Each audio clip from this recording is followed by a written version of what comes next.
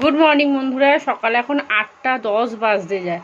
তন্ময়ের খাবার দাবার এখানে রেডি। এখানে ভাত হয়ে গেছে আর এখানে করেছি ডাঁটা আলু দিয়ে মাছের ঝোল। তন্ময় আজকে একটু তাড়াতাড়ি বেরোবে। এটা হচ্ছে টাটকা মাছ আর এইগুলো হচ্ছে বাসি মাছ, 2-3 দিন হয়ে গেছে। এগুলো আমি আর তিশান খেয়ে নেবো আর এখান থেকে তন্ময়কে দিয়ে দেবো। এই মাছটা পরে আদা জিরে বাটা দিয়ে ঝোল করবো আর একটু পটল নিয়ে আসবো, বাজারে যাবো, ওই জন্য এটা করিনি।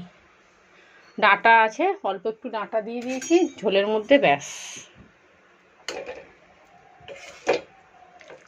আমি একবার বাজারে যাব মুড়ি আনতে। আমার যে মুড়িটা আগেবারে নিয়ে এসেছিলাম ওটা শেষ হয়ে গেছে, ওই জন্য আরও যাব। 8টা 10 হতে যায়। খালি পেটে একটা গ্যাসের ওষুধ খেয়েছি।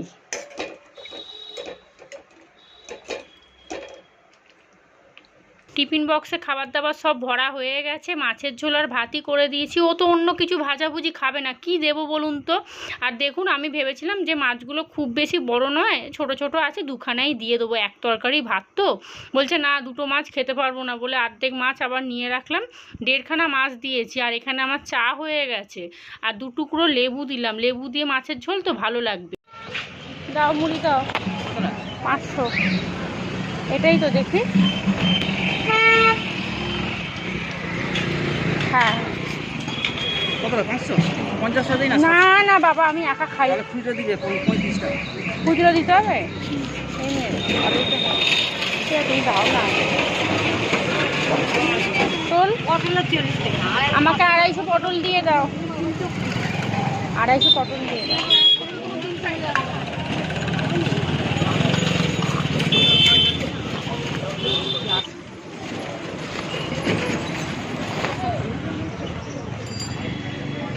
এটা হয়ে গেল।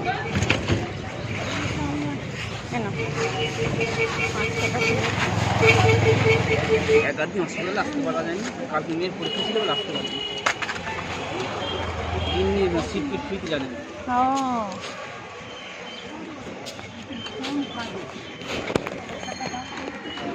কিছু লাগে। বাজারে গিয়ে একটা কলমি শাক এনেছি আর এখানে অল্প করে পটল নিয়ে এসেছি। এই যে বাবা, এই পটলটা খারাপ। আর যেটার জন্য গেছিলাম সেটা হচ্ছে এই যে মুড়িটার জন্য গেছিলাম। এই মুড়িটা দিয়ে আমি চা খাই তো, এত ভালো খেতে লাগে, আমি শুধুই খেয়ে নিই, আমার কিচ্ছু লাগে না। চলুন মুড়িটা ঢালি। তবে জানেন, মুড়িটা না আমার যেন মনে হচ্ছে ওজনে একটু কম কম লাগছে।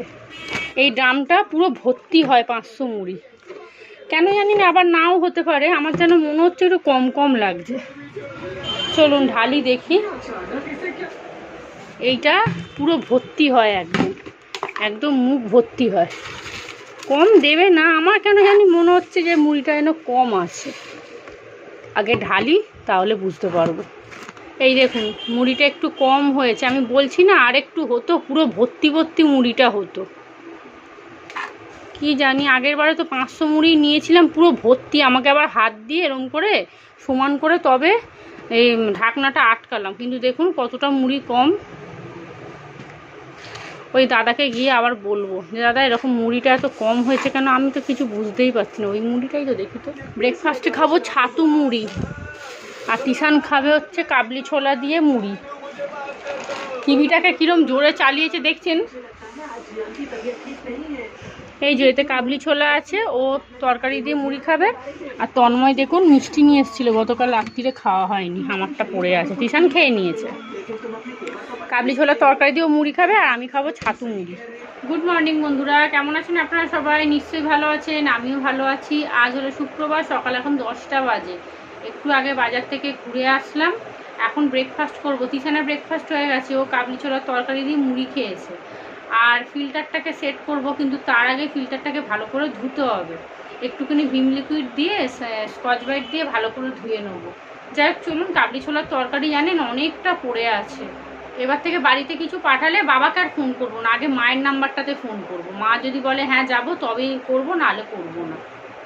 আর রান্না বান্না বলতে তন্ময়কে তো মাছের ঝোল ভাত করে দিয়েছি, আর আমাদের জন্য মাছের ঝোল হবে আদা জিরে বাটা দিয়ে, পটল আলু দিয়ে মাছের ঝোল করবো। লেবু আছে, ওই দিয়ে খাবো, ভালো লাগবে। আর একটুখানি উচ্ছে আলু ভাজা করবো, তিশানকে উচ্ছে আলু ভাজা দেবো। আমাদের বাড়িতে নাকি পরশুদিন গেছিলো, মা নাকি দুপুরবেলা নিম পাতা বেগুন করেছিল, তো ওকে নাকি দিয়েছিল, ও একটুখানি খেয়েছে। তো আমার বাবা বলছে হ্যাঁ তুই একদম তেতো খাওয়াস না, এখানে কি করে খাচ্ছে, তোর ওখানে খায় না। আমি তোমাদের ওখানে খাচ্ছে কারণ আর বাচ্চাগুলো ওখানে বসে খায়, আর আমাদের এখানে কি বলুন তো, বললেও শুনছে না একদম। এবার থেকে মাছ দেওয়া বন্ধ করে দেবো, তেতো খাবি তাহলেই মাছ দেবো, নাহলে দেবো না। আমাদের ছোটোবেলায় আমার বাবা কি করতে জানেন, আগে বলতো তেতোটা খা তারপরে খেতে দেবো, খেতে ভাতই দিত না। আগে কি করতো, তেতো দিত, বাটির মধ্যে একটু ভাত দিত, মা বলতো আগে ওটা খাবি, খেয়ে জল খাবি, তারপরে বাদবাকি খাবার মানে রান্নাগুলো দেবো। তো ওই জন্য আমাদের তেতো খাওয়া অভ্যাস হয়ে গেছে। একদম মুখে নিয়ে কাঁদতাম, আমার খুব মনে আছে, আমি মুখে নিয়ে যে কি কাঁদতাম ওরে বাপরে, আর বাবা তত ধমকাতো। আর তবু ওইরকম করে করে খেয়ে নিতাম, জল খেতাম, আর বাবা খালি পাশ দিয়ে বসে বলতো একটুখানি জল খেয়ে নে না, দেখ এক্ষুনি ঠিক হয়ে যাবে, কিচ্ছু হবে না, পেটের মধ্যে তেতোটা চলে যাবে, মুখটা পুরো পরিষ্কার হয়ে যাবে। এরকম করে করে আমরা তেতো খাওয়া অভ্যাস করেছি। আর তিশানকে বলেছি আজকে উচ্ছে আলু ভাজা দেবো, খাবি একটু ভাত দিয়ে, দেখছেন বলছে খাবো না, বাবাকে ফোন করবো, বলবো একদম ওকে তোমাদের বাড়িতে ঢুকতে দেবে না। আর ফিল্টারটা নিয়ে আনেন তো, আমি একটু চিন্তাতেই আছি, কারণ ফিল্টারের যে ক্যান্ডেলটা একটুখানি সামান্য একটু চির খাওয়া মতো।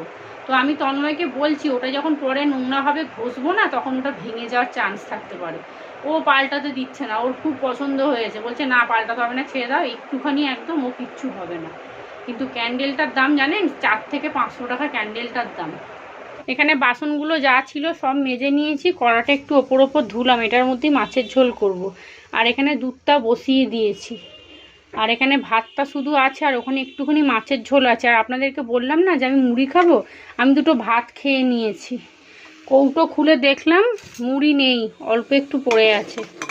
আসলে এখন সন্ধ্যাবেলা তন্ময় মুড়ি খাচ্ছে, সকালে তিশান খাচ্ছে, তারপরে আমিও খাচ্ছি। বাবা ব্রেকফাস্ট খাওয়া কমপ্লিট হয়ে গেছে, দুধটা জাল দিয়ে ঘরটা ঝাঁট দিয়ে মুছে নেবো, এখন 11টা 5 হতে যায়। তিশান ওই ঘরে পড়তেও বসেছে। আর দেখুন আবার কদিন ধরে কিরম একটা গরম ছাড়ছে, ওরে বাপরে, রাত্রিবেলা না কেমন একটা গুমোট হয়ে আছে ঘরটা। আমি আবার এই 2 দিন হলো ভোরবেলা দরজা খুলে দাঁড়িয়ে আছি, আজকেও দাঁড়িয়েছিলাম, তখন কটা 5:30 হবে। জানলা দরজাটা যেই একটু খুলছি না, ঘরটা পুরো ঠান্ডা হয়ে যাচ্ছে। আর তন্ময় যেই খুলছি তখনই ওর ঘুম ভেঙে যাচ্ছে, ও তো আবার নিচে শোয়া শুরু করেছে। আগে তো ওই ব্ল্যাঙ্কেটটা পাততো, এখন কিছুই পাতে না, বলে ভালো করে মুছে দাও শুয়ে পড়বো। ওই শুধু মেঝেতে শুচ্ছে, কিন্তু শুলে কি হবে, বলছে ঘাড় পিঠ যন্ত্রণা হচ্ছে। আর ওপরে না 3 জনে মিলে শোয়া যাচ্ছে না, এত গরম লাগছে, ওরা তবু একটু হাওয়া পাচ্ছে। আর তিশান তো খাটের সামনে থেকে সরবেই না, ও ঠিক পাকার সামনেটা শোবে, শীত হোক বর্ষা হোক আর যাই হয়ে যাক না কেন, ও সামনেটাতেই ও শোবে, কাউকে ছাড়বে না। তন্ময় বলছে তুই একটু শোন না, আমি আধা ঘন্টা শুই, একটু গাটা ঠান্ডা হয়ে গেলো তারপরে তুই আবার চলে আসবি, ছাড়বেই না। এই নিয়ে দুজনের মধ্যে তক্কাতক্কি, ও ওকে ঠেলা মারছে, ও ওকে ঠেলা মারছে। লাস্টে আবার পরশুদিন থেকে 2-3 দিন হলো নিচে চলে গেছে, আমি তুমি নিচে চলে যাও, আরামে শুতে পারবে। সারাদিন কাজকর্ম করে রাত্রে যদি ঘুম না হয় না, গাড়ি চালাতে পারবে না। আর তিশান তো শুতে দিচ্ছে না, ওকে তবুও ধমকি চমকি দিয়ে একদিন একটু শুতে দিল, তাও সেই 15-20 মিনিট ওঠো ওঠো করে তুলে দিল। আমি বললাম তুমি নিচে চলে যাও, আমরা দুজনে ওপরে শুই।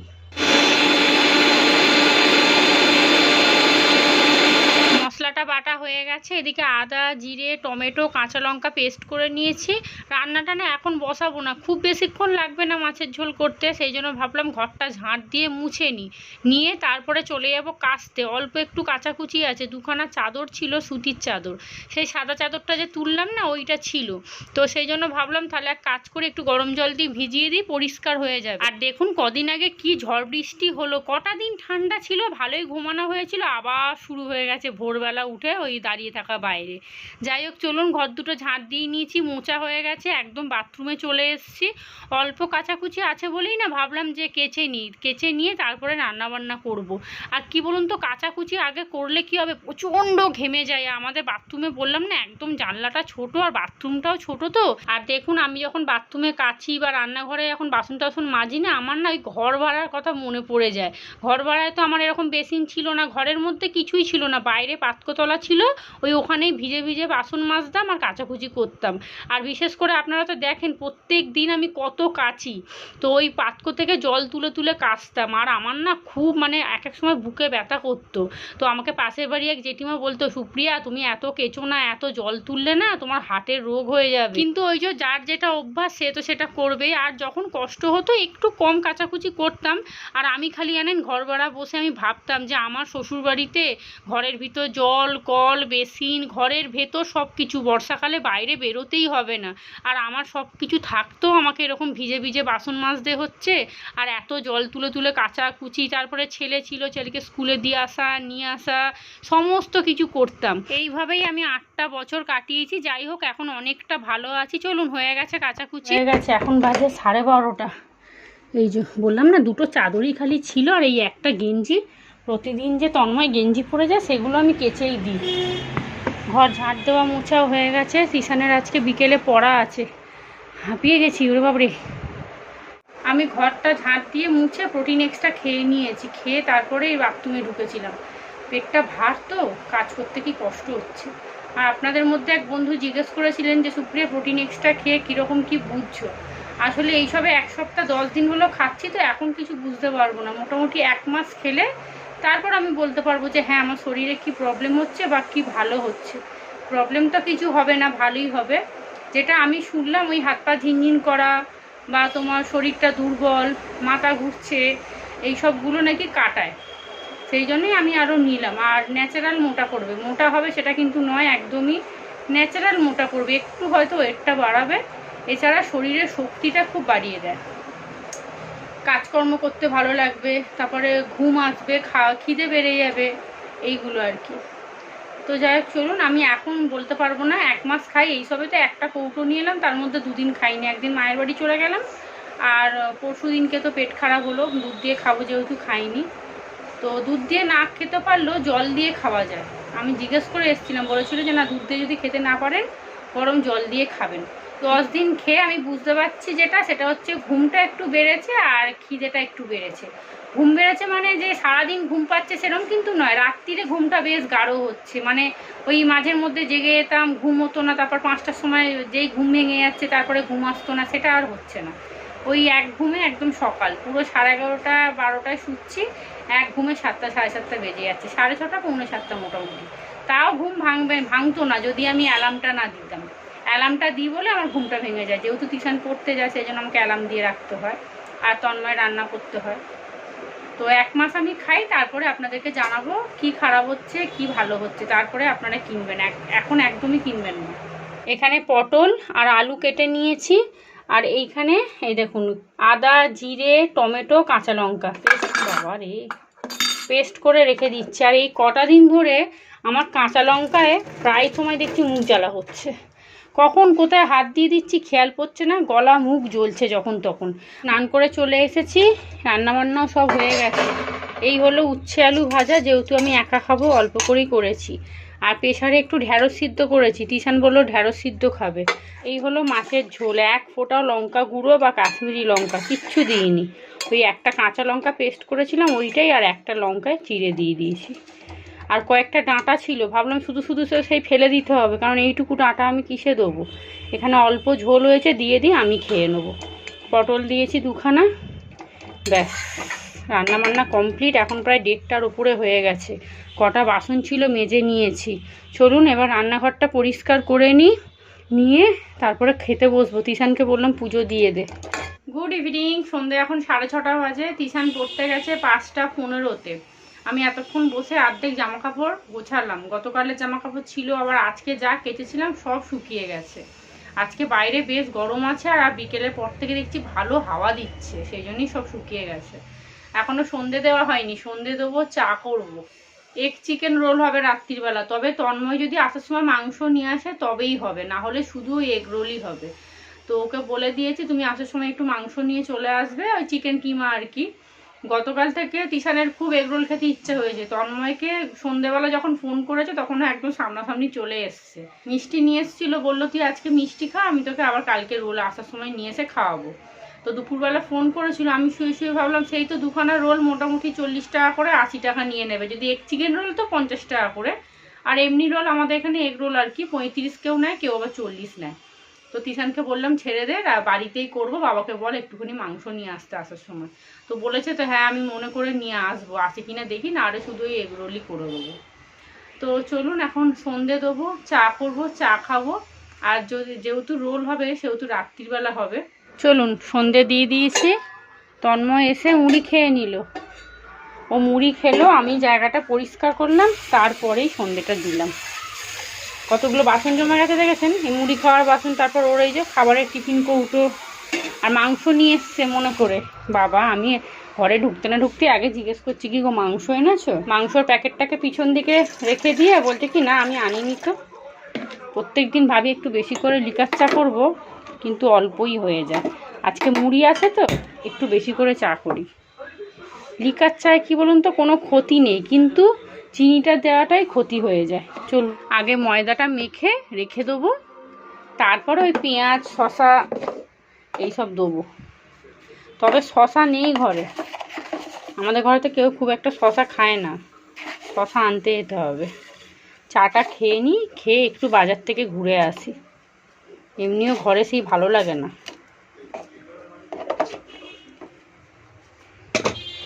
এখানে মাংসটা ধুয়ে রেখে দিয়েছি, জলটা ঝরুক তারপরে করব। আর আজকে রোলেতে দেখুন দেবো ক্যাপসিকাম, এটাকে একটু ভাজবো, ভেজে যখন রোলটাকে সাজাবো তখন ওপরে দেবো। আদা রসুন পেস্ট করতে হবে, পেঁয়াজ কুচিয়ে নিয়েছি মাংসটার জন্য, আর এখানে তিশানের জন্য ম্যাগি করেছি। ওপরে টোরে চলে এসছে, আজকে তাড়াতাড়ি ছুটি দিয়ে দিয়েছে, 8টাতেই বাড়ি চলে এসছে। আর এদিকে যা বাসন ছিল সব মেজে নিয়েছি, মশলাটা পেস্ট করে মাংসটা 10-15 মিনিট মতো মাখিয়ে রাখি, তারপরেই করে নেবো। মাংসটা এদিকে রেডি করে নিচ্ছি, পেঁয়াজ কুচি, টমেটো কুচি, আদা রসুন বাটা, আর একটু গুঁড়ো মশলা দিয়েছি, আর কাশ্মীরি লঙ্কা দিয়েছি, কাঁচা লঙ্কা কুচিয়ে দিয়েছি, আর গরম মশলা দিয়েছি, অল্প করে লেবুর রস দিয়েছি, আর টমেটো সস দিয়েছি। ব্যাস এটাকে এবারে শুকনো শুকনো করে নেবো। একটুখানি ঢাকা চাপা দিয়ে রান্না করছি, কারণ নাহলে না সিদ্ধ হবে না, লাস্টে যখন মুখে পড়বে না কেমন ছিবড়ে ছিবড়ে লাগবে। আর ক্যাপসিকামটাও একটু পরে ভেজে নেবো। রাত্রিবেলায় 10টার দিক করে মোটামুটি শুরু করব, গরম গরম করব, আর সঙ্গে সঙ্গে হাতে সবাইকে দিয়ে দেবো। আর তিশান কি করছে আপনাদেরকে দেখাই। হ্যাঁ পড়ে টোরে এসে এই দেখুন, এখনও রোজকার হয়েছে এখন খেলা দেখা, এখানে এখন আরামে শুয়ে খেলা দেখছে। আর আমার দেখুন জামা কাপড়গুলো গোছানো হয়নি। আর এসব রোল কি বলুন তো আগে থেকে তো করে রাখা যাবে না, ও তো সঙ্গে সঙ্গে করে দিতে হবে। চলুন এখন প্রায় 10টা বাজে, আধা ঘন্টা একটু শুয়েছিলাম, তারপরে উঠে চলে আসলাম। মাকে বললাম আপনি রুটিগুলো বেলে দিন, আমি ঝটপট করে ডিম দিয়ে একদম রেডি করে নিই। আর তিশানকে আগে দিয়ে দেবো, ওকে না ডিম ছাড়া দেবো, কারণ ওর ডিম খাওয়াটা বন্ধ হয়ে গেছিলো, তো অ্যালার্জিগুলো পুরো কমে গেছিলো। আর তন্ময়কে বললাম যদি রোল খেতে চাও তাড়াতাড়ি উঠে পড়ো, নাহলে কিন্তু দোকান বন্ধ হয়ে যাবে। চলুন এক এক করে সাজিয়ে সব হাতে হাতে দিয়ে দিচ্ছি, গরম গরম খেয়ে নিচ্ছে। তন্ময়ও উঠে গেছে, আমার জন্য প্রেসারে আলু সেদ্ধ ভাত করেছে, কিন্তু মা তন্ময় জোর করছে, বলছে একটা খাও কিচ্ছু হবে না, দরকার পড়ে একটা গ্যাসের ওষুধ খেয়ে নেবে, সবাই খাচ্ছে আর তুমি দেখবে এত কষ্ট করে রান্না করলে। আর সত্যিকারে এত ভালো হয়েছিল, তন্ময় দুটো খাওয়ার পরও আরও একটা চাইছিল। আমি বললাম না আর তো আমি দেবো না, রাত্রির হয়ে গেছে, 3খানা রোল খেলে না রাত্রে উঠে বসে থাকবে, বলবে গ্যাসের ওষুধ দাও। চলুন ব্লগটাও তাহলে এখানেই শেষ করি। আপনারা সবাই ভালো থাকবেন, সুস্থ থাকবেন। আজকের মতো সবাইকে টাটা।